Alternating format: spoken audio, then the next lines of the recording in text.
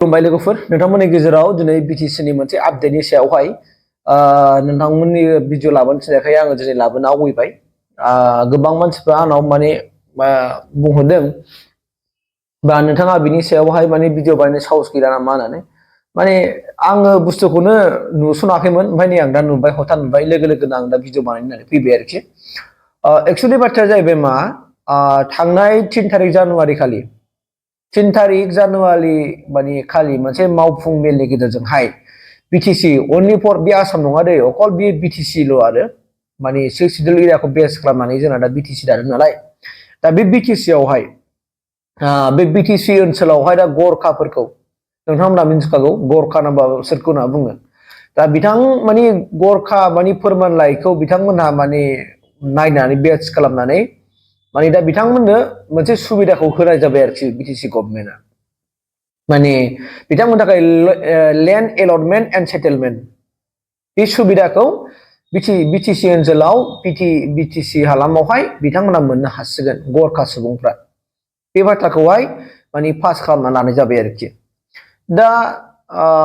बेखौ माने 3 तारिखआव बेखौ माने मिटिं जादों एक्जिकिउटिभ मोनसे मेल जादों एक्जिकिउटिभ मेलनि गेजेरजों बेयो माने पास जाबाय आरोखि दा गतिके बेवहाय गोबां कुइसनफोर सिखारदों दा गिबियावनो आं बुंगोन नोंगौ बिटिसिआ मोनसे 6 सिडिउल एरियाखौ बेच खालामनानै मोनसे दानि होजानाय मोनसे काउन्सिल बियो दाना बाथ्राया बेयावसो फैदों किन्तु आंबो बेनि सायाव माने इसेबां नलेज गैया जुदि बे आयदानि सायावहाय होनांगौबा अल आसाम ट्राइबेल संघ दं जोंहा अल आसाम माने ट्राइबेल संघ बिथांमोना हयथ' बेनि सायावहाय माने बिथांमोना गरखा बिथांमोना बिटिसि ओनसोलावहाय लेन्ड सेटेलमेन्ट आरो एलटमेन्टखौ मोनगोन ना मोना माने हा हुनि जेनेखि बिथांमोना सुबिदाखौ बियो मोनसिगोन बिटिसि आवहाय बे अलरेडि ओंखारबाय माने लेन्ड एलकेसन एन्ड सेटेलमेन्ट होननानै लिरखाबाय डाइरेक्टखा दा गतिके बे आयदानि सायावहाय बिथांमोना मोनथाव आरो मोनथावा आगोल बिथांमोना बिराद धरना खालामदोंमोन धरना कार्ज'खौ हिस्ट्रि खालामदोंमोन नोंथांमोना नुदों थांनाय बोसोरावहाय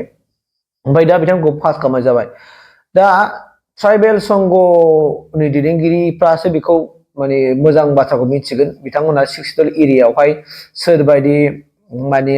जाथिफ्रा माहारिया बेवहाय थानो हायो हा बायनाय आरो हानि फाट्टा मोननाय हा माने फाननाय लानायखौ खालामनो हागोन बिनि सुबिदाफोरखौ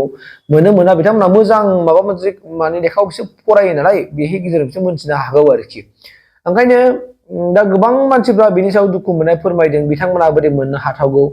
माने गरखाफ्रा बोरै माने बिटिसि ओनसोलावहाय माने हा बायनाय आरो फाननायखौ मोननो हागौ बिथांमोनाथ' नोङो माने एसटि मानसि नङा होमबा आरो 6 सिडिउल एरियायावथ' नोङो ओरैनो 6 सिडिउल एरिया हिसाबैहाय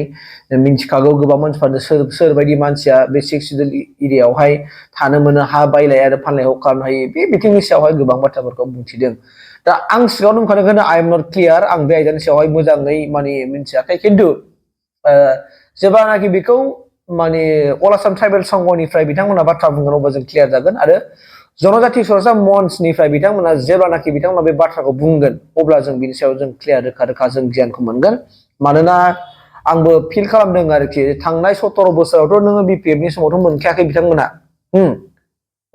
जानो हागौमोन बिथांमोना कार्जकरि नङा आरो बिथांमोना जयग'था नङा जुदि बिथांमोना बिटिसिआव बेफोरबायदिनि जयग'था मोनब्ला बिथांमोना सिगाङावनो मोननांगौमोन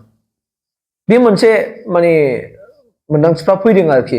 आरो दिनै दा नोङो इउपिपिएल सरकार फैनाय लोगो लोगोनो मोनथावै बुस्थुआबो दिनै मोनथावना जाबाय बेबायदि मोनसेबो बाथ्राबो फैबाय जेन' बिथांमोना जे मोनथावामोन बे जेनेबा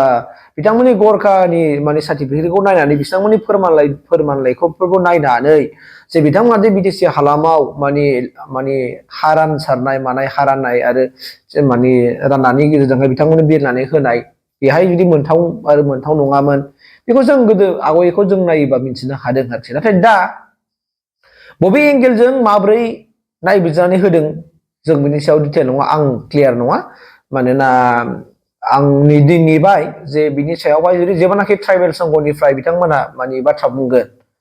अब्ला जों मिथिनो मोनगोन आरो BTR क'अर्डिनेशन कमिटि मोनसे ट्राइबेल संघ दङ बिथांमोनाबो बिनि सायाव बाथ्रा बुंगोन नंगौ नङाब्ला आरो नंगौबाथ' ट्राइबेल संघआबो सिरि थागोन बिथांमोना जुदि जाथावनाब्ला अल आसाम ट्राइबेल संघआ बाथ्रा बुंनाय नङा आं दिनै नोंथांमोननो बुंखाबाय ओमफ्राय लोगोसे जनजाति सरासनस्रा मन्चनिफ्रायबो बिथांमोना बाथ्रा बुंनाय नङा होननानै आं सानो आरोखि जुदि बिथांमोना लिगेलबा आरो माने मोनथावनाब्ला खिन्थु मोनथावना नङाब्ला निसय नोंथांमोना नुखागोन प्लेसमेन्ट होखागोन कि ट्राइबेल समनिफ्रायबो निसय होनो हागौ होखागोन माने बिथांमोना जुदि जयगथा नङाब्ला आरो मोनसे जाहैबाय मा जनजाति संस्था मन्चनिफ्राय बिथांमोना जुदि जयगथा नङाब्ला बिथांमोनाबो प्लेसमेन्टखौ होखागोन आं बिदि मोनसे मिजिं लादों आरोखि गतिके सोरनि दाय जादों दाय नंगौ ना नङा जयगथा नंगौ नङा बेखौ जों उननि समखौ जों नेनानै थानो लोगोफोर आं नोंथांमोनखौ बेखौनो आंनि रिकुवेस्ट थेंक इउ